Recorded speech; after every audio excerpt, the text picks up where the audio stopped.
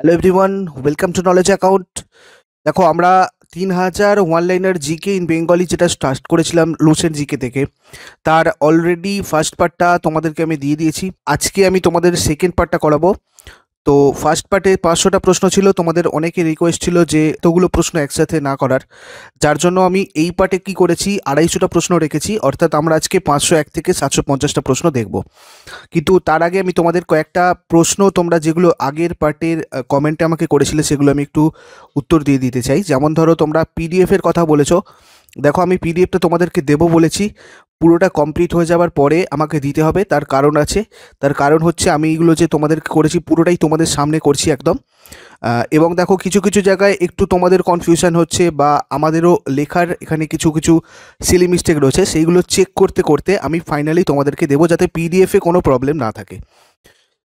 এটা একটা কথা গেল। আর একটা কথা, দেখো, আগের দিনে কমেন্টে বেশ কিছু প্রশ্নতে তোমাদের একটু কনফিউশন ছিল। যেমন ধরো, আমি এগুলো সবুজ রঙের হাইলাইট করে দিয়েছি। প্রথম প্রশ্নটা দেখো, একদম যেটা রয়েছে, ডুবোজাহাজে কোন গ্যাস ব্যবহার করা হয়? এখানে আমি তোমাদের বলেছিলাম হিলিয়াম আর অক্সিজেন। তোমরা অনেকে এটা উড়োজাহাজের কথা বলেছো। তো দেখো, এটা উড়োজাহাজের ব্যাপারটা নয়, এখানে সাবমেরিনের কথাই বলা হয়েছে। এখানে আমি তোমাদের আরেকটু এখানে এক্সপ্লেন করে দিয়েছি। দেখো, এখানে হিলিয়াম আর অক্সিজেন, এটাকে বলা হয় হিলিয়ক্স। এগুলো হচ্ছে ব্রিদিং গ্যাস, ট্রাইমিক্স, হিলিয়ক্স এগুলো। ট্রাইমিক্সে তিনটে জিনিস থাকে, অক্সিজেন, হিলিয়াম, নাইট্রোজেন। হিলিয়ক্সে থাকে অক্সিজেন আর হিলিয়াম। ঠিক আছে। আচ্ছা, এখানে পরে তোমাদের ছিল এই 15 নম্বর যেটা কনফিউশন ছিল, যে সর্বাধিক জৈব বৈচিত্র্য কোথায় দেখা যায়। এখানে দেখো, এটা বেকোরাল রিপ হয়েছিল, তো এটা হয়ে যাবে কোরাল রিপ। তোমরা এই জায়গাটা ঠিক করে নেবে, 1-এর দাগ আর 15-র দাগ।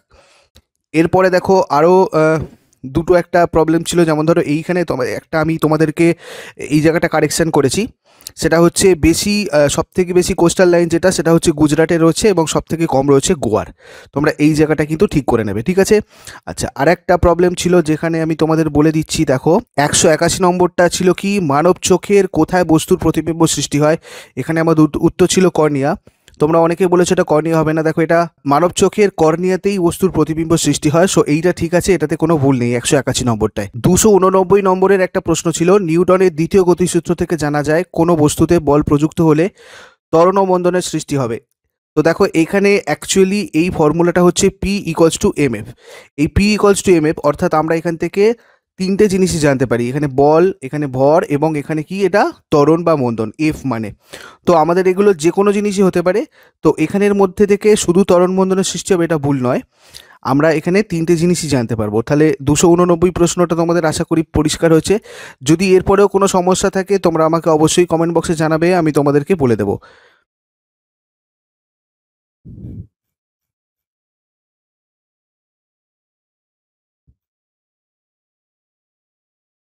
তো এবার চলো আমরা দেখে নিই আজকে পার্ট 2-এ 501 থেকে 750 নম্বর প্রশ্ন। আমি একটু তাড়াতাড়ি তোমাদেরকে বলবো, যেহেতু ভিডিওটা অনেকগুলো প্রশ্ন রয়েছে। তোমরা একটু স্লো মোডে করে নেবে যদি তোমাদের খুব তাড়াতাড়ি মনে হয়। জলের মধ্যে ঢিল ছুঁড়লে যে ধরনের তরঙ্গ সৃষ্টি হয়, সেটা হচ্ছে তির্যক তরঙ্গ। জলের মধ্যে ঢিল ছুঁড়লে আমরা যে ধরনের তরঙ্গ দেখতে পাই, এটাকে তির্যক তরঙ্গ বলা হয়। কোনো আদর্শ দৃঢ় বস্তুতে শব্দের বেগ অসীম।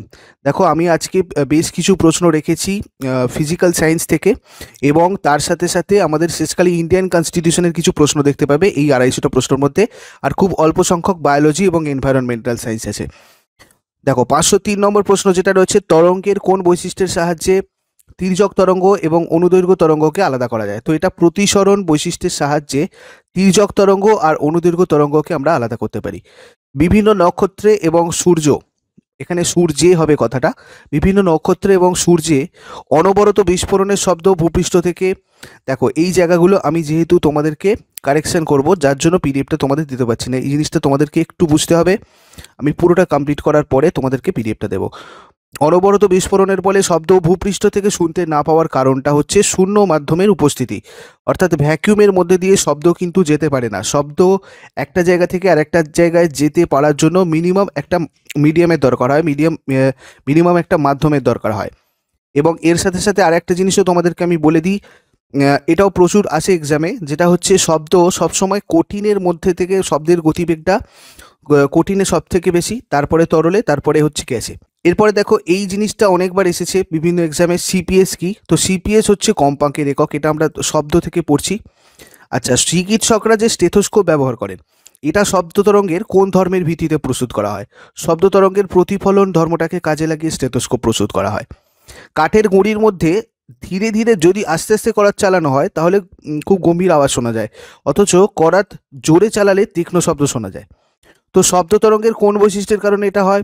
এটা অবশ্যই আমাদের কম্পাঙ্কের কারণে হয়, ফ্রিকোয়েন্সি। আবিষ্ট তড়িৎচালক বল যে সূত্রের সাহায্যে ব্যাখ্যা করা যায় সেটা অবশ্যই ফ্যারাডের সূত্র হয়ে যাবে। উষ্ণতা বৃদ্ধি করা হলে ধাতুর রোধ বাড়ে এবং অর্ধপরিবাহীর রোধ কমে। ঠিক আছে, তোমরা এই জায়গাগুলো কিন্তু একটু খেয়াল রাখবে। অর্ধপরিবাহী রোধ কমার জন্যই আমরা এই অর্ধপরিবাহীগুলোকে কিন্তু বিভিন্ন ইলেকট্রনিক্সের মানে সরঞ্জামে ব্যবহার করি। তো এইটা খুব পরে এক্সামে, যে উষ্ণতা বৃদ্ধি করা হলে কোন জিনিসের রোধ কমে যায়। আমাদের দেশে ব্যবহৃত আর্থিং তারের প্লাস্টিক অন্তরকের রং কি? সবুজ। এটা এখানে সবকটাই তোমাদেরকে জানতে হবে। লাইভ তারের রং যেমন লাল হয়, নিউট্রাল তারের রং যেমন কালো হয়। ঠিক আছে, এই জিনিসগুলো কিন্তু তোমাদেরকে একটু জানতে হবে। বার্লোর চক্র প্রদর্শন করে তড়িৎ প্রবাহের উপর চুম্বকের ক্রিয়া। তড়িৎ চুম্বকের শক্তি বাড়ানো যেতে পারে কুণ্ডলিতে প্রবাহ মাত্রা বাড়িয়ে এবং কুণ্ডলীর পাক সংখ্যা বাড়িয়ে। তো এইভাবে এই ধরনের জিনিসগুলো তোমাদের অপশানে আসতে পারে। আমি যেহেতু এগুলো অনলাইনে দিয়েছি সেই জন্য এইভাবে এগুলো দিয়েছি। তোমরা একটা জিনিস মনে রাখবে, এগুলো পড়তে পড়তে অ্যাটলিস্ট এটা বোঝার চেষ্টা করবে যে আমি কোন জায়গাগুলো তোমাদেরকে দেওয়ার চেষ্টা করেছি। একক ভরের তাপগ্রাহিতাকে কি বলে? আপেক্ষিক তাপ। কোন উষ্ণতায় সেলসিয়াস এবং ফারেনহাইট স্কেলের পাঠ সমান? দেখো -40°C। তোমাদেরকে আমি আগের দিনের ভিডিওতে বলেছি, আজকেও বলছি, দেখো লুসেন্ট জিকেটা এটা পুরোপুরি আমি করিনি, যেহেতু তোমাদের সামনে এক্সাম রয়েছে। আমি 3000টা প্রশ্ন এমনভাবে দেওয়ার চেষ্টা করেছি যাতে তোমাদের অ্যাটলিস্ট এগুলো পড়লে অনেকটা জিনিস, যারা অনেক দিন ধরে প্রিপারেশান নিচ্ছ তাদের তো ঠিক আছে, কিন্তু যারা একটু দেরিতে প্রিপারেশান শুরু করেছো তাদেরও যেন মোটামুটি একটা প্রিপারেশান ভালো লেভেলে হয়, যার জন্য আমি 3000টা প্রশ্ন তোমাদের জন্য সিলেক্ট করেছি।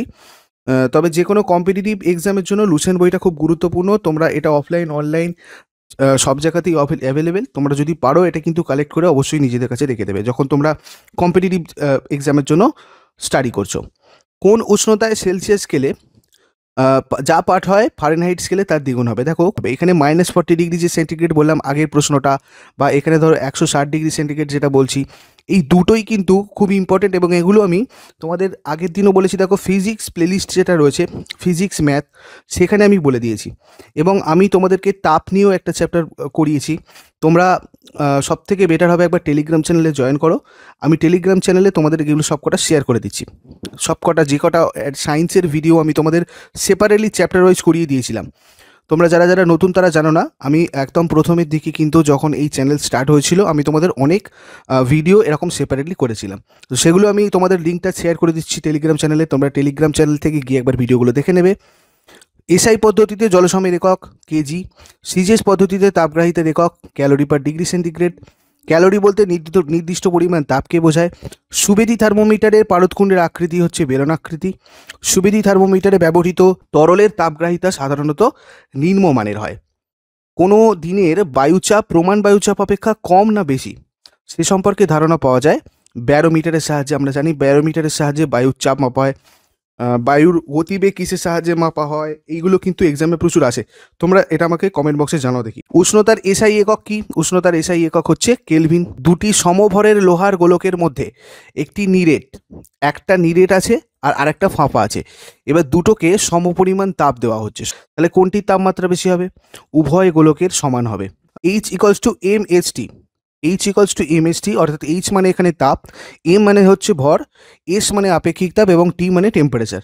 তো যেহেতু এখানে এমটা সমান সেহেতু এসটা দুটোই একই, যেহেতু তো সেক্ষেত্রে এস আর এম দুটোই সমান হলো, টেম্পারেচারও সমান হবে। তাহলে তাপমাত্রা যদি দুটোই তাপ সমান পরিমাণ তাপ দেওয়া হচ্ছে মানে এইচটাও সমান, তাহলে অবশ্যই তার টেম্পারেচারটাও যতটা চেঞ্জ হবে মানে তাপমাত্রা যে বৃদ্ধি হবে সেটা দুটোতেই সমান হবে। তো এই জায়গাটা কিন্তু আমাদেরকে খেয়াল রাখতে হবে।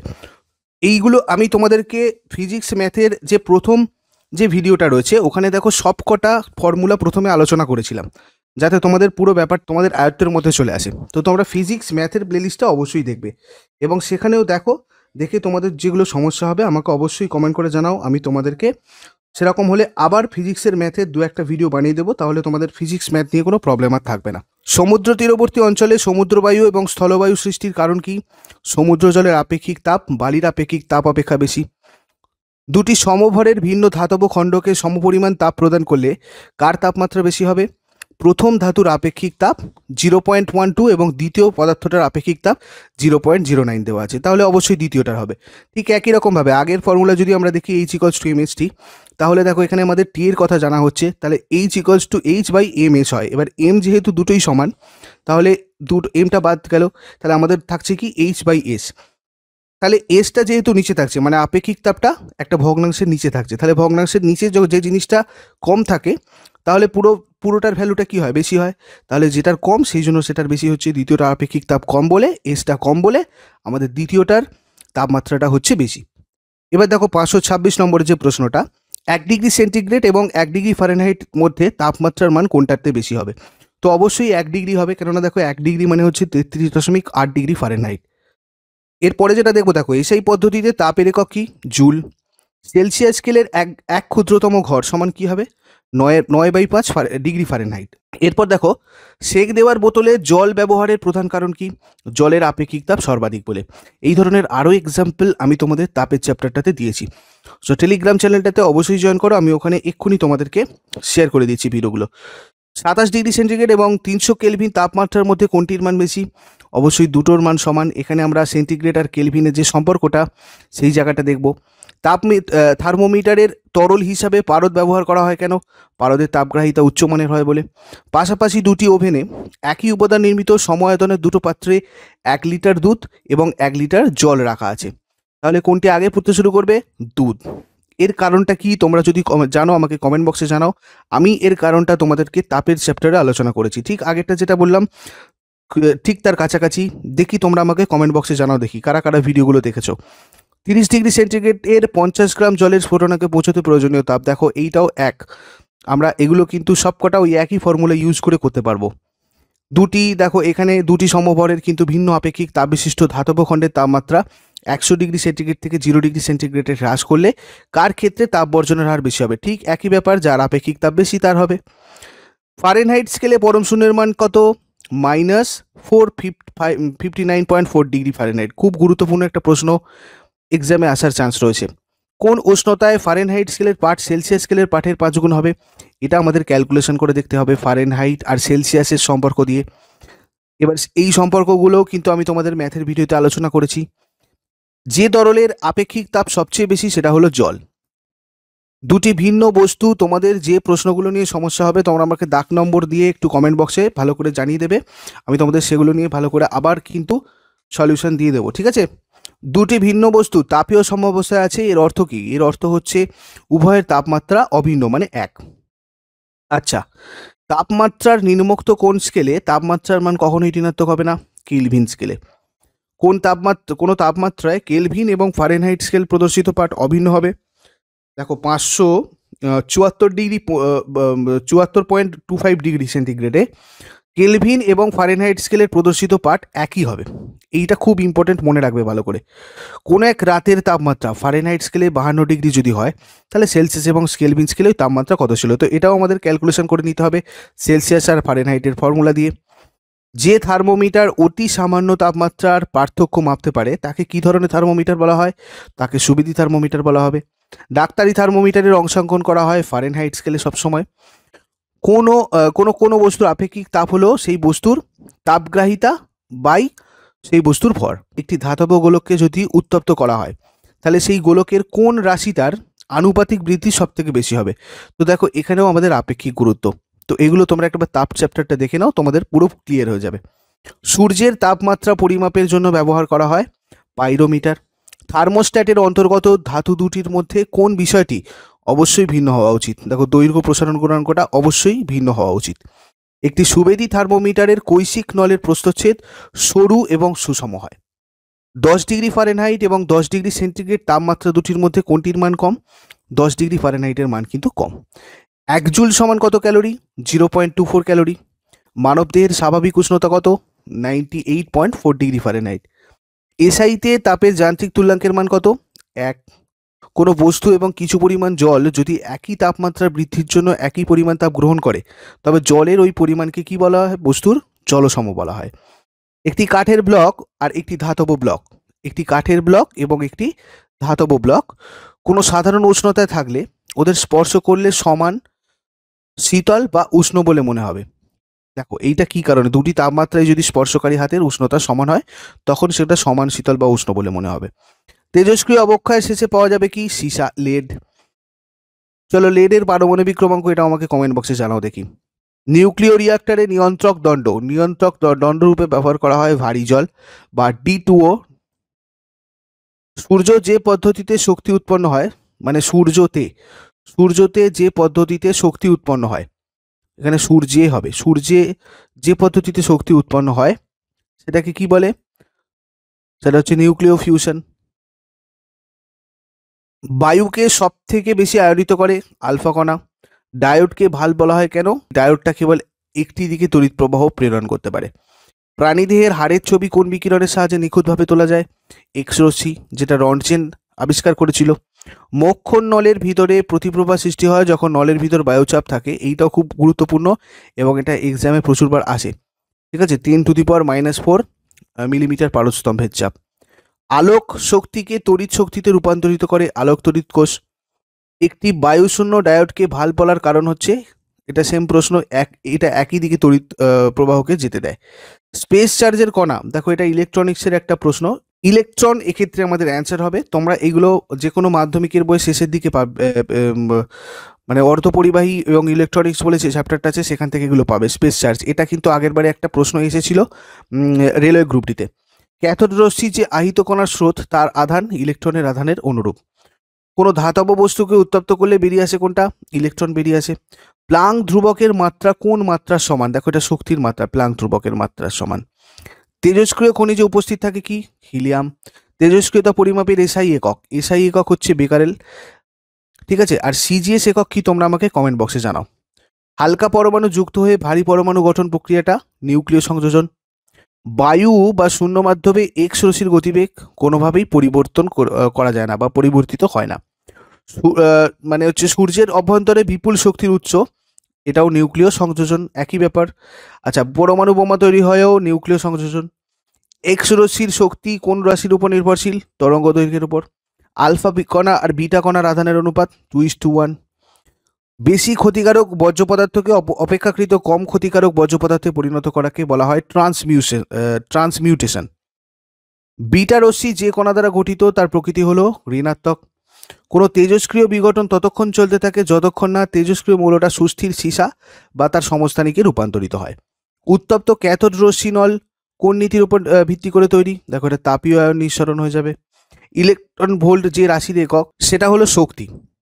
ধাতব পৃষ্ঠ থেকে নির্গত ইলেকট্রনগুলির ক্ষেত্রে ইলেকট্রনের গতিবেগ 0 থেকে অসীম মানের মধ্যে থাকে। যখন একটা ট্রাক ও মোটর গাড়ির ভরবেগ সমান হয় তখন মোটর গাড়ির গতিশক্তি বেশি হয়। যদি অসমান ভরের দুটি বস্তুর ভরবেগ সমান হয় তবে হালকা বস্তুর গতিশক্তি বেশি। একটি বলকে উপরের দিকে ছোড়া হলো, উপরের দিকে ওঠার সময় বলটার স্থিতিশক্তি বাড়তে থাকে, আর একদম যে পজিশনে গিয়ে বলটা একবার থেমে যাবে সেই পজিশনে স্থিতিশক্তিটা সর্বোচ্চ হবে এবং তারপর আবার নিচে চলে আসতে থাকবে, গতিশক্তি বাড়তে থাকবে। টুথব্রাশ কোন শ্রেণীর লিভার? প্রথম শ্রেণীর লিভার। চাপের মাত্রা হচ্ছে ml⁻⁻1 T⁻²। এসআইতে 4°C তাপমাত্রায় বিশুদ্ধ জলের ঘনত্ব 10⁻³ kg/m³। 1 ফেমটোমিটার সমান কত মিটার? 1 ফেমটোমিটার মানে 10⁻⁻15 মিটার। 0°C 3 গ্রাম বরফকে গলিয়ে 0°C 3 গ্রাম জলে রূপান্তরিত করতে প্রয়োজনীয় তাপ 240°C হয়ে যায় ক্যালোরি। 10 কেজি এবং 4 কেজি ভরের দুটি বস্তুর উপর একই বল ক্রিয়া করলে প্রথমটির 4 মিটার/সেকেন্ড স্কয়ার ত্বরণ সৃষ্টি হলে দ্বিতীয়টার ত্বরণ হবে 1000 সেকেন্ড স্কয়ার। একটি কেটলি এবং তার মধ্যে জল শীতল হয়ে 80° থেকে 40° তাপমাত্রা এলো। কেটলি এবং জল সমপরিমাণ তাপ বর্জন করবে কখন? যখন W = m হবে। 0° উষ্ণতায় 540 গ্রাম বরফের সাথে 80° উষ্ণতায় 540 গ্রাম জল মেশানো হলো, মিশ্রণের চূড়ান্ত উষ্ণতা কত হবে? 0°C। কোনো একদিন বিদ্যুৎ চমক দেখার, দেখো এখান থেকে এইগুলো সবকটা রয়েছে অঙ্ক, এগুলো সবকটা আমাদের অঙ্কের প্রশ্ন রয়েছে। তোমরা এইগুলো সবকটা এখান থেকে দেখবে এবং PDF পাওয়ার পর এগুলোকে প্র্যাকটিস করবে। ফিজিক্স ম্যাথের প্লেলিস্টে এই সব ধরনের প্রবলেম কিন্তু করা রয়েছে, তোমরা অবশ্যই ওইগুলো একটু দেখো। আর এইগুলো তোমরা একবার দরকার হয় স্ক্রিনশট নিয়ে নাও, তাহলে আমি কি করতে পারবো, যদি এগুলো তোমাদের প্রবলেম হয় সেগুলো আমাকে দাগ নম্বর দিয়ে যদি কমেন্টে জানাও, আমি তোমাদেরকে ইন ফিউচার সেগুলো নিয়ে ভিডিও বানিয়ে দিতে পারবো। এম ভরের একটি বস্তুর গতিশক্তি ই, তাহলে বস্তুর ভরবেগ কি? দেখো, গতিশক্তি আর স্থিতিশক্তি এই দুটো কিন্তু আমাদেরকে খুব ভালোভাবে দেখে রাখতে হবে, ঠিক আছে? কেননা এইগুলো থেকে এমনিতে প্রচুর অঙ্ক আগেরবারে রেলওয়ে গ্রুপ ডিতে এসেছিল এবং এনটিপিসিতে আমরা আগেরবারে 2016-তে খুব কম দেখেছিলাম, কিন্তু এএলপি আর গ্রুপ ডিতে প্রচুর এসেছিল গতিশক্তি আর স্থিতিশক্তি থেকে প্রবলেম। তো এইগুলো আমি তোমাদের দেখিয়েছি ফিজিক্স ম্যাথের চ্যাপ্টারে। জাহাজের ক্যাপস্টন কোন শ্রেণীর অন্তর্ভুক্ত? চক্র এবং অক্ষদণ্ড। পাহাড়ি রাস্তা ঘোরানো হয় কেন? এটা আনততলে যান্ত্রিক সুবিধা এক অপেক্ষা বেশি বলে পাহাড়টা রাস্তাটা একদম একভাবে খাড়া না করে এটা ঘুরিয়ে ঘুরিয়ে করা হয়। যা কোনো শ্রেণীর লিভারে ভার এবং বল পরস্পর বিপরীত অভিমুখে ক্রিয়া করে? দেখো, এটা দ্বিতীয় শ্রেণী আর তৃতীয় শ্রেণীর ক্ষেত্রে হয়, ঠিক আছে? দ্বিতীয় শ্রেণী আর তৃতীয় শ্রেণী লিভারে ভার এবং বল পরস্পর বিপরীত অভিমুখে ক্রিয়া করে। আমি তোমাদের পুরো লিভারটা কিভাবে লিভার চ্যাপ্টারটাও কভার করেছি, সরল যন্ত্র, দেখবে এটা ফিজিক্স প্লেলিস্টেই রয়েছে, ঠিক আছে? আমি এগুলো সব করে তোমাদের শেয়ার করে দিচ্ছি একটু পরে টেলিগ্রামে। বাঁধের জলে কোন ধরনের শক্তি সঞ্চিত থাকে? বাঁধের জলে কোনো ধরনের শক্তি সঞ্চিত থাকে না, এই জায়গাটা তোমরা একটু চেক করবে, এটাতে প্রবলেম রয়েছে। বাঁধের জলে সবসময় কিন্তু স্থিতিশক্তি সঞ্চিত থাকে। বাঁধের জলে, বাঁধে যে জল সংরক্ষণ করা থাকে, ঠিক আছে, কোনো রিজার্ভার যেটা হয় সেখানে কিন্তু স্থিতিশক্তি থাকে। সো এই জায়গাটা আমাকে চেক করতে হবে, ঠিক আছে? এই জায়গাটা তোমরা কিন্তু নিজেরা চেক করবে, আমি তোমাদের যখন পিডিএফ দেবো তখন এই জায়গাগুলো চেক করে দেবো। এক ব্যক্তির ওজন 60 কেজি এবং অপর ব্যক্তির ওজন, এক ব্যক্তির ওজন 60 কেজি এবং অপর ব্যক্তির ওজন 65 কেজি। ব্যক্তিদ্বয় একটি বাড়ির সিঁড়ি দিয়ে একই সময়ে একতলা থেকে দোতলায় পৌঁছালো, কার ক্ষমতা বেশি হবে? দ্বিতীয় ব্যক্তির। আমি কার্যক্ষমতা চ্যাপ্টারে এটা করিয়েছি। একটি ভারী এবং একটি হালকা বস্তু একই বেগে চলমান, কোনটি বেশি কার্য করতে সক্ষম? অবশ্যই ভারীটা। কোনো বস্তুর ভরবেগ থাকলে বস্তুটির গতিশক্তি অবশ্যই থাকবে, হাফ এমভি স্কোয়ার। এম এবং 4m বস্তু ভরের দুটি বস্তুর গতিশক্তি সমান হলে ওদের বেগের অনুপাত কত হবে? 2:1 হবে। দেখো, এটাও আমি হাফ এমভি স্কোয়ারের ফর্মুলা দিয়ে করতে পারবো। দুটি ভিন্ন যন্ত্র দ্বারা কৃতকার্যের পরিমাণ সমান হলে উহাদের ক্ষমতা সমান হতেও পারে, নাও পারে। অবাধে পতনশীল কোনো বস্তুর একটি উঁচু টাওয়ার থেকে পড়ার সময় ভূমি স্পর্শ করার পূর্ব মুহূর্তে কেবলমাত্র তার গতিশক্তি থাকে। সমবেগে গতিশীল একটি গাড়ি ক্ষেত্রে নিচের কোন বিবৃতিটা সঠিক? দেখো, গাড়িটার ইঞ্জিন সর্বদা ঘর্ষণ বলের বিরুদ্ধে কার্য করছে। একটি পাম্প 30 মিনিটে দোতলার একটি ট্যাঙ্ক ভর্তি করতে পারে। অপর একটি পাম্প যদি ওই ট্যাঙ্ক ভর্তি করতে সময় নেয় 25 মিনিট, তাহলে ওই কোন পাম্পের ক্ষমতা বেশি? দেখো, অবশ্যই এটা দ্বিতীয় পাম্প হয়ে যাবে। কোনো গতিশীল বস্তুর গতিবেগ অপরিবর্তিত রেখে উহার সঙ্গে আরও ভর যুক্ত করা হলো যাতে ভর দ্বিগুণ বৃদ্ধি পায়, তাহলে গতিশক্তি কী হবে? দ্বিগুণ বৃদ্ধি পাবে। কোনো বস্তুর ভর স্থির রেখে গতিবেগ দ্বিগুণ হলে উহার গতিশক্তি 4 গুণ বৃদ্ধি পাবে। কোনো বস্তুর উপর প্রযুক্ত বলের ক্রিয়া রেখা এবং সরণের অভিমুখের মধ্যবর্তী কোণ যদি 180 ডিগ্রি হয়, তাহলে কৃতকার্যকে কী বলা হবে? বলের বিরুদ্ধে কার্য। এগুলো আমি তোমাদের সব কার্যক্ষমতা শক্তিতে বুঝিয়ে দিয়েছি। 1 horse power equals to 746 watt, আগের বারে প্রচুরবার রিপিট হয়েছে এই প্রশ্ন। দুটি ভিন্ন ভরের বস্তুর গতিশক্তি সমান হলে ভরবেগ বেশি হবে কোনটার? ভারী বস্তুটার। এসআই পদ্ধতিতে ক্ষমতার ব্যবহারিক একক কি? ওয়াট। সিজিএস পদ্ধতিতে কার্যের অভিকর্ষীয় একক কি? গ্রাম সেন্টিমিটার। দুটি ভিন্ন ভরের বস্তুর ভরবেগ সমান হলে গতিশক্তি বেশি হবে কার? হালকা বস্তুর।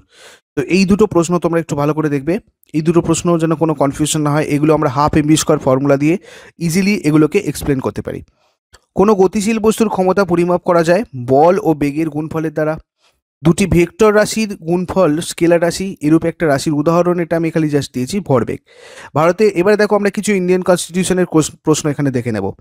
প্রত্যেকটা প্রশ্ন খুব গুরুত্বপূর্ণ এবং তোমরা দেখতে পাবে বিভিন্ন সেন্ট্রালের পরীক্ষাতে কিন্তু এইখান থেকে প্রচুর এক্সামে প্রশ্ন এসেছে। যেমন ধরো, আমি একধার থেকে প্রথমত রাষ্ট্রপতি সম্পর্কিত অনেক কিছু দিয়ে গেছি। ধরো, ভারতের রাষ্ট্রপ্রধানকে? রাষ্ট্রপতি। ভারতের নিয়মতান্ত্রিক শাসক? রাষ্ট্রপতি। ভারতের শাসন বিভাগের প্রকৃত শাসককে? প্রধানমন্ত্রী। ভারতের রাষ্ট্রপতির কার্যকালের মেয়াদ কত? 5 বছর। রাষ্ট্রপতি লোকসভায় ইঙ্গ ভারতীয় সদস্যদের মধ্যে থেকে মনোনীত করতে পারেন কতজনকে? 2 জনকে। পার্লামেন্টের অধিবেশনে আহ্বান করেন কে? পার্লামেন্টের অধিবেশন আহ্বান করেন রাষ্ট্রপতি। রাষ্ট্রপতি নির্বাচনের বিষয়টি উল্লেখ আছে সংবিধানের 55 নম্বর ধারায়। রাষ্ট্রপতির পদচ্যুতির মানে ইমপিচমেন্ট যে ব্যাপারটা, সেটা সংবিধানের 61 নম্বর ধারাতে রয়েছে। ভারতের সঞ্চিত তহবিলের দায়িত্ব রয়েছে রাষ্ট্রপতির হাতে। রাষ্ট্রপতির জারি করা অর্ডিন্যান্সের মেয়াদ কত? 6 সপ্তাহ। রাজ্যসভায় সভাপতিত্ব করেন কে? উপরাষ্ট্রপতি। রাজ্যসভায় যিনি সভাপতিত্ব করেন তার পদটিকে বলা হয় কি? চেয়ারম্যান। পার্লামেন্টের যৌথ অধিবেশন আহ্বান করেন কে? রাষ্ট্রপতি। ভারতের প্রথম রাষ্ট্রপতিকে? ডক্টর রাজেন্দ্র প্রসাদ। ভারতের বর্তমান রাষ্ট্রপতির নাম? রামনাথ কোবিন্দ। ভারতের রাষ্ট্রপতির প্রধান পরামর্শদাতা মন্ত্রী পরিষদ। রাষ্ট্রপতি আর উপরাষ্ট্রপতির অনুপস্থিতিতে রাষ্ট্রপতির দায়িত্ব পালন করেন সুপ্রিম কোর্টের মুখ্য বিচারপতি। জরুরি কারণে সংসদ বা লোকসভার কার্যকালের মেয়াদ বাড়ানো যায় 1 বছর। রাষ্ট্রপতির হাতে কেন্দ্রীয় শাসন বিভাগের ক্ষমতা, মানে সব ক্ষমতা অর্পিত আছে, এটা সংবিধানের 53 নম্বর ধারায় বলা হয়েছে। ভারতের রাষ্ট্রপতি নির্বাচন পদ্ধতি গৃহীত হয়েছে আয়ারল্যান্ডের সংবিধান থেকে। ভারতের রাষ্ট্রপতি নির্বাচন করে বিধানসভা নির্বাচিত সদস্যগণ। রাজ্যে রাষ্ট্রকর্তৃত্বক কমিশনের সদস্যকে নিয়োগ করেন কে? রাষ্ট্রপতি। বর্তমানে ভারতে কটা কেন্দ্রশাসিত অঞ্চল রয়েছে? 8টা। যিনি পার্লামেন্টের যৌথ অধিবেশনে সভাপতিত্ব করেন? স্পিকার। অর্থ বিলে প্রশ্নে সার্টিফিকেট প্রদান করে কে? স্পিকার। লোকসভার প্রথম স্পিকার? জি.ভি. মাভালাঙ্কর। লোকসভার বর্তমান স্পিকার? ওম বিড়লা। কেন্দ্রীয় মন্ত্রিসভায় মন্ত্রী থাকেন 3 প্রকারের। রাজ্যসভা বিবেচনার জন্য অর্থ বিল আটকে রাখতে পারে 14 দিন। কোনো অর্থ বিলকে বিবেচনার জন্য রাজ্যসভা 14 দিন আটকে রাখতে পারে। ইউপিএসসি সদস্যদের কার্যকালের মেয়াদ কত? 6 বছর। বাস্তবে ভারতের প্রকৃত শাসককে? প্রধানমন্ত্রী। ভারতের সংসদের 2টি অধিবেশনের মধ্যে সর্বাধিক ব্যবধান কত দিনের হতে পারে? 6 মাসের। বর্তমানে কেন্দ্রীয় মন্ত্রিসভার সদস্য সংখ্যা লোকসভার মোট সদস্য সংখ্যার শতকরা কত ভাগের বেশি হবে না? 15 ভাগের বেশি হবে না। ভারতীয় সংবিধানের কততম সংশোধনী অনুসারে কেন্দ্রীয় মন্ত্রিসভার সদস্য সংখ্যা লোকসভার মোট সদস্য সংখ্যার মানে শতকরা 15 ভাগের বেশি হবে না? তো এটা লেখা রয়েছে অ্যাকচুয়ালি 91তম সংবিধান সংশোধনীতে। ভারতীয় সংবিধানের 91তম সংশোধনী কত সালে হয়েছিল? 2003 সালে। বর্তমানে ভারতের কেন্দ্রীয় মন্ত্রিসভায় কত ধরনের মন্ত্রী আছে? 3 ধরনের। বিধানসভায় রাজ্যপাল যতজন ইঙ্গ ভারতীয় সদস্য নিয়োগ করেন? এটা হচ্ছে 1 জনকে। রাজ্য মন্ত্রিসভার বৈঠকে সভাপতিত্ব করেন মুখ্যমন্ত্রী। বিধানসভার বিভিন্ন কমিটির সভাপতিরা নিযুক্ত হন স্পিকারের দ্বারা। বিধানসভা কর্তৃক গৃহীত বিল বিধান পরিষদ আটকে রাখতে পারে 14 দিন পর্যন্ত। সংবিধানের কত নম্বর ধারা অনুযায়ী প্রতিটি রাজ্যের একটি করে আইনসভা রয়েছে? এটা 168 নম্বরের 1 নম্বর ধারাতে বলা হয়েছে, মানে 1 নম্বর ধারাতে অনুযায়ী, ঠিক আছে। বর্তমানে ভারতের কটি রাজ্যের আইনসভা দ্বিকক্ষ বিশিষ্ট? টোটাল 6টা রাজ্যের আইনসভা বর্তমানে ভারতের মধ্যে দ্বিকক্ষ বিশিষ্ট রয়েছে। লোকসভায় অঙ্গরাজ্যগুলোর প্রতিনিধিত্বের ভিত্তিতে বৃহত্তম রাজ্য উত্তরপ্রদেশের আসন সংখ্যা কত? 80। সংবিধান অনুযায়ী রাজ্য বিধানসভার সর্বনিম্ন সদস্য সংখ্যা কত হতে পারে? 60 জন। ভারতীয় সংবিধানে কত নম্বর ধারাতে রাজ্য আইনসভার সর্বাধিক ও সর্বনিম্ন সদস্য সংখ্যা কত হতে পারে সেটার উল্লেখ রয়েছে 170-এর 1 নম্বর ধারাতে। বিধানসভা নির্বাচনে তপশিলি জাতি ও উপজাতির জন্য আসন সংরক্ষণে ব্যবস্থা করা হয়েছে 95তম সংবিধান সংশোধনীতে। ভারতের বিধানসভা সদস্য হওয়ার জন্য প্রার্থীর বয়সের ঊর্ধ্বসীমা কত হবে? কোনো ঊর্ধ্বসীমা নেই, এক্ষেত্রে হয়ে যাবে। নিম্নলিখিত উক্তিগুলির মধ্যে কোনটি সঠিক? শক্তি এবং কার্যের একক এক, মানে অভিন্ন। ভরবেগ যদি পি হয় আর গতিশক্তি যদি ই হয়, তাহলে দেখো এইটা যেটা বলছি আমি, পি ইকুয়ালস টু √2mE। এটা তোমাদের আগেও দেখিয়েছি, একটু আলাদা ফরম্যাটে ছিল। ক্ষমতার মাত্রা কি? ক্ষমতার মাত্রা হচ্ছে mL⁻², T⁻⁻3। আচ্ছা, ভারতের সংবিধানের ব্যাখ্যাকর্তাকে? Supreme court. ভারতের যুক্তরাষ্ট্রীয় আদালত? Supreme court. সুপ্রিম কোর্টের কার্যক্ষেত্রের সংখ্যা 5টি। সুপ্রিম কোর্টের আপিল এলাকার সংখ্যা 4টি। সুপ্রিম কোর্টের বিচারপতিদের বেতন হ্রাস পায় 352 নম্বর ধারা প্রয়োগ হলে। রাষ্ট্রপতি এবং উপরাষ্ট্রপতি নির্বাচন সংক্রান্ত বিবাদ মীমাংসা করে কে? Supreme court. লোকসভা নির্বাচনে কত সাল পর্যন্ত তপশিলি জাতি ও উপজাতির জন্য আসন সংরক্ষণের ব্যবস্থা করা হয়েছে? 95তম সংবিধান সংশোধনী আইনে 2020 সালের মানে এটা 25শে জানুয়ারি পর্যন্ত অ্যাকচুয়ালি, ঠিক আছে। এটা 95তম সংবিধান সংশোধনী আইনে বলা হয়েছিল। ভারতের সংবিধানের 95তম সংবিধান সংশোধন কত সালে সম্পাদিত হয়? 2009 সালে। রাজ্যসভার সদস্য হওয়ার জন্য প্রার্থী বয়সের ঊর্ধ্বসীমা কত হবে? কোনো ঊর্ধ্বসীমা নেই। কোনো ঊর্ধ্বসীমা কেন্দ্রীয় তালিকার কটি বিষয় অন্তর্ভুক্ত রয়েছে? দেখো এখানে 98টা। বর্তমানে রাজ্য তালিকায় কতগুলো বিষয় রয়েছে? 66টা। ভারতীয় সংবিধানের কত নম্বর ধারা অনুযায়ী সংসদ কোনো রাজ্যের নাম, সীমানা ইত্যাদির পরিবর্তন করতে পারে? এটা 3 নম্বর ধারা অনুযায়ী। ভারতীয় সংবিধানের কত নম্বর ধারা অনুযায়ী পার্লামেন্ট জাতীয় স্বার্থে রাজ্য তালিকাভুক্ত বিষয়ে আইন প্রণয়ন করতে পারে? 249 নম্বর। ভারতীয় সংবিধানের কত নম্বর ধারা অনুযায়ী সংসদ সর্বভারতীয় কৃতক গঠন করতে পারে? 312 নম্বর ধারাতে। লোকসভার অধ্যক্ষের অপসারণ সংক্রান্ত প্রস্তাব উত্থাপনের জন্য কতদিনের নোটিশ দিতে হয়? দেখো 14 দিনের দিতে হয়। উদ্বেগ, দুশ্চিন্তা প্রভৃতির সাথে যদি সম্পর্কযুক্ত হয়, এইগুলো হচ্ছে কিসের সাথে সম্পর্কযুক্ত? শব্দ দূষণ। আমরা আরও কিছু এবারে দেখে নেব এনভায়রনমেন্টাল সায়েন্স এবং বায়োলজির প্রশ্ন। মার্বেল দ্বারা নির্মিত যে কোনো সৌধ সে তাতে কী ধরনের লবণ তৈরি করে? মানে এটাতে জিপসাম লবণ তৈরি করে। এই ধরনের প্রশ্ন ঘুরিয়ে কিন্তু জিজ্ঞাসা করা হয়েছিল, আগেরবারে আমরা এসএসসিতে দেখেছিলাম। মায়োকার্ডিয়াল ইনফ্রাকশন হওয়ার সম্ভাবনা বাড়ে শব্দ দূষণের ফলে। দুটি গ্যামেটের মিলনকে বলা হয় নিষেক। পেঁয়াজের পরিবর্তিত কাণ্ডকে বলে বাল্ব। আলুর যে অংশটা অঙ্গজ জননের অংশ নয় সেটা হচ্ছে স্ফীতকন্দ। আলু হচ্ছে এক ধরনের মূলজ মুকুল। কচুরিপানার অর্ধবায়বীয় কাণ্ডকে বলা হয় খর্বধাবক। গোল আলুর বংশবিস্তারকারী অঙ্গ কোনটা? ভূনির্মস্ত কাণ্ড। কোনটি কৃত্রিম অঙ্গজ জনন? শাখা কলমের সাহায্যে জনন। সবচেয়ে উন্নত কৃত্রিম অঙ্গজ জনন পদ্ধতিটা কোনটা? জোর কলম। শাখা কলম দ্বারা বংশ বিস্তার করে যে উদ্ভিদ সেটা হচ্ছে আম। এটা একটা আমি জাস্ট এক্সাম্পল দিয়েছি, এটা ছাড়াও তোমরা আরও অনেক এখানে করতে পারবে। এই জায়গাগুলো থেকে প্রশ্ন হয়, আমি এটা এখানে কিন্তু সেইগুলো বোঝানোর চেষ্টা করেছি। প্লাস্টোজেনিক জনন কোনটাকে বলা হয়? অযৌন জনন। খণ্ডী ভবনের সাহায্যে জন্ম সম্পন্ন হয় কাদের? অ্যামিবার হয়, আমি একটা এক্সাম্পল দিচ্ছি এক্ষেত্রে। গেমিউল গঠনের মাধ্যমে বংশ বিস্তার করার উদাহরণ এরকম হচ্ছে একটা স্পঞ্জ। টিস্যু কালচার বা কলাকর্ষণ পদ্ধতিতে উদ্ভিদের যে অংশটা ব্যবহার করা হয় সেটা হচ্ছে এক্সপ্ল্যান্ট। জীবনচক্রের হ্যাপ্লয়েড ও ডিপ্লয়েড যৌন আবর্তনকে কি বলে? যৌনক্রম বলা হয়। ক্যালাসের বৃদ্ধি ঘটিয়ে এমব্রয়েড গঠিত হয় কোথায়? অণুবিস্তরণ বা মাইক্রোপ্রোপাগেশনে। যৌনক্রম স্পষ্ট কোথায়? প্যারামেসিয়ামে। এক্স-সিটু সংরক্ষণ নয়, বায়োস্ফিয়ার রিজার্ভ। দেখো এটাও আমি তোমাদের একটা এক্সাম্পল জাস্ট দিয়েছি। তোমরা এক্স-সিটু, ইন-সিটু সংরক্ষণ, মাইক্রোপ্রোপাগেশন, এই টার্মগুলো যদি তোমাদের কোনো সমস্যা আমাকে কমেন্ট বক্সে জানাও, আমি তোমাদের এগুলোর জন্য আলাদা করে সেপারেট ছোট ছোট ভিডিও করে দেবো, যাতে তোমাদের ক্লিয়ার হয়ে যায় ব্যাপারটা। ভারতের সর্বপ্রথম জাতীয় উদ্যান হচ্ছে জিম করবেট ন্যাশনাল পার্ক। সুসংহত রেড পান্ডা প্রকল্প যে জাতীয় উদ্যানে করা হয় সেটা হচ্ছে কাঞ্চনজঙ্ঘা। অথবা ধরো এরকমভাবেও প্রশ্নটা আসতে পারে, রেড পান্ডা প্রজেক্ট কোথায় অবস্থিত? তো এটা আমরা বলতে পারবো কাঞ্চনজঙ্ঘা। সর্পগন্ধা গাছের বিপন্নতার কারণ কি? অতি ব্যবহার। অতি ব্যবহারের জন্য সর্পগন্ধা আস্তে আস্তে বিপন্ন হতে চলেছে। পূর্ব হিমালয় জৈব বৈচিত্র্য হটস্পটের একটা বিপন্ন প্রজাতি হচ্ছে রেড পান্ডা। এটা ঘুরিয়েও প্রশ্নটা অনেক সময় জিজ্ঞাসা করা হয়। এক্স-সিটু সংরক্ষণের একটা উদাহরণ দেখো, এখানে আমি তোমাদের দিয়েছি 4টে জিনিস, ঠিক আছে? এক্স-সিটু সংরক্ষণের উদাহরণ: সুন্দরবন ব্যাঘ্র সংরক্ষণ প্রকল্প, করবেট জাতীয় উদ্যান, নীলগিরি বায়োস্ফিয়ার রিজার্ভ ক্রায় সংরক্ষণ, নাকি এগুলো সব কটা? তোমরা এটা আমাকে কমেন্ট বক্সে জানাও, আমি তোমাদের নেক্সট দিন জানিয়ে দেবো। কি বললাম? এক্স-সিটু সংরক্ষণের একটা উদাহরণ কোনটা? সুন্দরবন ব্যাঘ্র সংরক্ষণ প্রকল্প, করবেট জাতীয় উদ্যান, নীলগিরি বায়োস্ফিয়ার রিজার্ভ ক্রায় সংরক্ষণ, নাকি সব কটা এখানে যে কটা আছে? ভারতের প্রথম বায়োস্ফিয়ার রিজার্ভ কোনটা? নীলগিরি। এবার দেখো, ভারতের কেন্দ্রীয় মন্ত্রিসভার কার্যকালের মেয়াদ কত বছর? 5 বছর। আমি আরও কিছু এখানে ইন্ডিয়ান কনস্টিটিউশনের প্রশ্ন তোমরা এবার দেখতে পারবে। ভারতের পরিকল্পনা কমিশনের সভাপতি প্রধানমন্ত্রী। কেন্দ্রীয় পরিকল্পনা বিষয়ক মন্ত্রী প্রধানমন্ত্রী।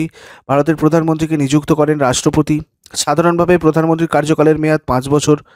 ভারতের ক্যাবিনেটের মধ্যমণি বা তারকামণ্ডলের মধ্যে বিরাজমান চন্দ্র বলে চিহ্নিত করা হয় কাকে? প্রধানমন্ত্রীকে। ভারতের শাসন ব্যবস্থা সংসদীয় বা মন্ত্রিসভার চালিত? দেখো, ভারতের শাসন ব্যবস্থাটা কিন্তু সংসদীয় বা মন্ত্রিসভার দ্বারা পরিচালিত। ভারতে কেন্দ্রীয় মন্ত্রিসভা গঠনের ক্ষেত্রে চূড়ান্ত ক্ষমতা ভোগ করেন প্রধানমন্ত্রী। আচ্ছা, এই জায়গাটাতে তোমাদের একটু সিলি মিস্টেক, টাইপিং মিস্টেক রয়েছে, এই জায়গাটা একটু আমাকে চেক করে দিতে হবে। আচ্ছা, তারপরে দেখো 722, যেটা 722-এ কী আছে? ভারতের সমপর্যায়ভুক্ত ব্যক্তিদের মধ্যে অগ্রগণ্য হলেন অবশ্যই প্রধানমন্ত্রী। ভারতের প্রশাসনিক কাঠামো যুক্তরাষ্ট্রীয় প্রকৃতির। ভারতের 1991 সালে কোন প্রধানমন্ত্রীর সময় বাজার অর্থনীতির সূচনা ঘটেছিল? নরসিংহ রাও। ভারতের প্রধানমন্ত্রীকে ন্যূনতম কত বছর বয়স্ক হতে হয়? 25 বছর। কোনো রাজ্যের অঙ্গরাজ্যের নাম সর্বস্ব শাসককে? রাজ্যপাল। অঙ্গরাজ্যের প্রকৃত শাসক? মুখ্যমন্ত্রী। রাজ্যপালের প্রধান পরামর্শদাতাও মুখ্যমন্ত্রী। রাজ্যপালের সাধারণভাবে কার্যকালের মেয়াদ হচ্ছে 5 বছর। রাজ্য বিধানসভা ভেঙে দিতে পারেন রাজ্যপাল। রাজ্যপালকে সোনার খাঁচায় বন্দি পাখি কে বলেছেন? সোনার খাঁচায় বন্দি পাখি বলেছেন সরোজিনী নাইডু। রাজ্য প্রশাসনের শীর্ষে রয়েছেন রাজ্যপাল। যার সম্মতি ছাড়া রাজ্য আইনসভায় অর্থ বিল পেশ হয় না তিনি হলেন রাজ্যপাল। বর্তমানে ভারতের অঙ্গরাজ্যের সংখ্যা কটা? 28টা। রাজ্যে শাসনতান্ত্রিক অচলাবস্থা সংক্রান্ত ঘোষণা কতদিনের মধ্যে ভারতীয় সংসদে অনুমোদিত হয়? 2 মাসের মধ্যে। ভারতের সংবিধানের কত নম্বর ধারা অনুযায়ী ভারতের অঙ্গরাজ্যের জন্য একজন রাজ্যপাল থাকবেন? দেখো, এটা 153 নম্বর ধারা অনুযায়ী। ভারতের কোনো অঙ্গরাজ্যের রাজ্যপাল কার্যকালের মেয়াদ কার সন্তুষ্টির উপর নির্ভর করে? দেখো, এটা রাষ্ট্রপতির। ভারতের কোনো রাজ্যের রাজ্যপাল হওয়ার জন্য কমপক্ষে কত বছর বয়স্ক হতে হয়? 35 বছর বয়স লাগে। ভারতীয় সংবিধানের কত নম্বর ধারা অনুযায়ী কোনো রাজ্যের শাসন বিষয়ক যাবতীয় ক্ষমতা রাজ্যপালের হাতে ন্যস্ত? 154 নম্বর ধারা। ভারতের কোনো অঙ্গরাজ্যের রাজ্যপালের বিরুদ্ধে যদি দেওয়ানি অভিযোগ আনতে হয়, তাহলে কতদিন আগে নোটিশ দিতে হয়? দেখো, এটা 2 মাস আগে নোটিশ দিতে হয়। রাজ্যের মন্ত্রীদের নিযুক্ত করেন কে? রাজ্যপাল। রাজ্যপাল দায়বদ্ধ থাকেন রাষ্ট্রপতির কাছে। ভারতের কোনো রাজ্যের রাজ্যপাল রাজ্য বিধানসভায় কতজন ভারতীয় সদস্যকে মনোনীত করতে পারেন? একজনকে। রাজ্য বিধানসভার অধিবেশন আহ্বান বা স্থগিত করতে পারেন রাজ্যপাল। ভারতের কোনো অঙ্গরাজ্যের জন্য অর্থাৎ অধ্যাদেশ জারি করতে পারেন রাজ্যপাল। ভারতের সংবিধানের কত নম্বর ধারা অনুযায়ী রাজ্যপাল অধ্যাদেশ জারি করতে পারেন? 213 নম্বর ধারা অনুযায়ী। ভারতের সংবিধানের কত নম্বর ধারা অনুযায়ী রাজ্যপালের স্বেচ্ছাধীন ক্ষমতা সম্পর্কে আদালতে কোনো প্রশ্ন তোলা যাবে না? 163 নম্বর 2 নম্বর ধারাতে, এটা 2 নম্বর ধারা অনুযায়ী অ্যাকচুয়ালি। এরপরে দেখো, ভারতীয় সংবিধানের কততম সংশোধন অনুযায়ী অরুণাচল প্রদেশের রাজ্যপালের হাতে সেই রাজ্যের আইন শৃঙ্খলা রক্ষার জন্য বিশেষ ক্ষমতা অর্পণ করা হয়েছে? যেটা 55তম হয়ে যাবে। ভারতীয় সংবিধানের 55তম সংশোধনী কোন বছর হয়? 1986 সালে। রাজ্যপালের রিপোর্টের উপর ভিত্তি করে কবে কেরলের নাম্বুদিরিপাদ সরকারের পতন হয়েছিল? 1959 সাল। তো এইখানে অবধি আমরা দেখলাম আজকে 750 পর্যন্ত। এরপরে আমরা আবার নেক্সট দিন দেখবো। দেখো, 751 থেকে আমরা নেক্সট দিন এগুলো তোমাদেরকে আরও 250টা প্রশ্ন কভার করবো। যেহেতু ভিডিওটা অনেক বড় হয়ে যাবে, সেই জন্য আজকে আর কন্টিনিউ করলাম না। আর এইগুলোর ওপর মক টেস্ট আমি তোমাদেরকে রেগুলার করাচ্ছি। আমি এই মাসে তোমাদেরকে বলেওছি যে আনএকাডেমিতে আমি তোমাদেরকে মক টেস্ট করাচ্ছি। তার মধ্যে থেকে তোমরা যে মক টেস্টগুলো আমি বলেছি, প্রত্যেক দিন সকাল 10টার সময় কুন্তল মাহিন্দার বলে ফলো করো আমার প্রোফাইলটা, কিংবা দেখো ভিডিও ডেসক্রিপশন বক্সে আমি লিঙ্ক দিয়ে রেখেছি, ওখান থেকে তোমরা ক্লিক করে আমার প্রোফাইলটাতে যাও এবং সেখান থেকে ফলো করে নাও। দেখো, যেগুলো অলরেডি হয়ে গিয়েছিলো সেই রেকর্ডেড ভিডিওগুলো দেখো শিওল বলে, এবং বাদবাকিটা আমি তোমাদেরকে শিডিউল করে দিয়েছি, তোমরা আমার প্রোফাইলে গেলেই দেখতে পাবে। এবং ফলো করে রাখলে তোমাদের কাছে নোটিফিকেশান চলে যাবে প্রত্যেকদিন সকাল 10টার সময়। শুধু সানডে ছাড়া তোমরা কিন্তু আমার লাইভ ক্লাসে অংশগ্রহণ করতে পারবে এবং এই মক টেস্টগুলো দিতে পারবে। চলো, ভিডিওটা যদি ইউজফুল বলে মনে হয় অবশ্যই একটা লাইক করো, এটা সবার কাছে আমার আন্তরিক অনুরোধ। তবেই তোমাদের জন্য এই যে আমি পুরো ব্যাপারটা এখান থেকে বইটা থেকে বার করেছি, এই প্রশ্নগুলো খুব খুব ভালো লাগবে। আর আরেকটা ব্যাপার, যারা নতুন রয়েছে চ্যানেলটাকে সাবস্ক্রাইব করে নাও। আমার এখনও অনেকগুলো প্রশ্ন দেওয়া বাকি রয়েছে, প্রশ্নের সেট টোটাল আমি 3000 দেবো বলেছি। তো তোমরা দেখতেই পাচ্ছ এগুলো সব করাই রয়েছে, শুধু আমাকে তোমাদের দিতে হবে, প্রোভাইড করতে হবে। এগুলো সব কটা আমার হয়ে গেছে মোটামুটি। দেখো, আমি 3000 পর্যন্ত সব রেডি করে ফেলেছি, ঠিক আছে? যদি এরপরে আরও এখানে অ্যাড করে দিই, সেগুলো তোমাদের সাথে আমি শেয়ার করে দেবো। তো চলো, আজকের জন্য এখানেই থাক। নেক্সট দিন আমাদের আবার দেখা হবে। আর যদি আজকের প্রশ্নতেও কোনো সমস্যা থাকে, তোমাদের কোনো জায়গায় কনফিউশন মনে হয়, আমাকে কমেন্ট বক্সে জানাও। আমি তোমাদের অবশ্যই কমেন্টে অ্যান্সার করে দেবো, বা নেক্সট দিনের ভিডিওতে এগুলো বলে দেবো। আর টেলিগ্রাম চ্যানেলটা জয়েন করে নাও। আমি ওখানে যে ভিডিওগুলো বললাম শেয়ার করব, যে ইম্পর্টেন্ট ভিডিওগুলো, যেমন ফিজিক্সের ম্যাথ রয়েছে বা আদার্স সায়েন্সের যে চ্যাপ্টার্সগুলো আমি তোমাদের সেপারেটলি করে দিয়েছিলাম, সেগুলো সবকটা শেয়ার করে দিচ্ছি। চলো, থ্যাংক ইউ সো মাচ সবাই। ততক্ষণ পর্যন্ত নেক্সট ভিডিও আমাদের কালকে আবার সকাল 6টার সময় আছে, 6 AM ডেলি কারেন্ট অ্যাফেয়ার্সে। তো ততক্ষণ পর্যন্ত সবাই ভালো থাকো, সুস্থ থাকো। Good night.